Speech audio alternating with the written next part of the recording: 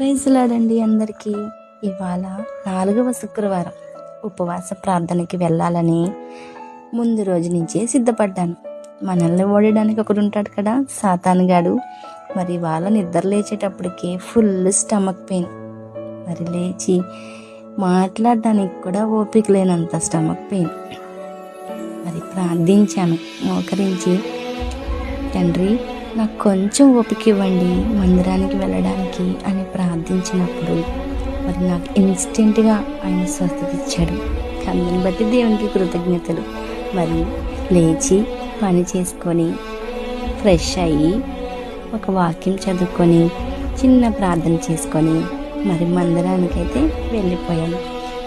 మరి వెళ్ళిన నన్ను దేవుడు ఆయన మహాకృపను బట్టి మాట్లాడడానికి ఓపిక లేకపోయినా ఆయన వాక్యం చెప్పడానికి నన్ను వాడుకున్నాడు. మరి వాళ్ళని సాతానుగాన్ని ఓడించాను. దేవుని కృపను బట్టి దేవుని కృప అనే అంశం మీద మాట్లాడాను. అనేక మంది కోసము ప్రార్థించాము. మరి గర్భఫలాలు లేని వాళ్ళ కోసం, ఆర్థికంగా బాధపడుతున్న వాళ్ళ కోసం, ఉద్యోగాలు లేని వాళ్ళ కోసం మేమందరం కలిసి ప్రార్థించామండి. మరి మీలో కూడా అలాంటి వారు ఉన్నారా? మరి మీకోసం కూడా మేము ప్రార్థన చేయాలంటే మీ పేరు కామెంట్ చేసేయండి. ఖచ్చితంగా ప్రార్థన చేస్తాం.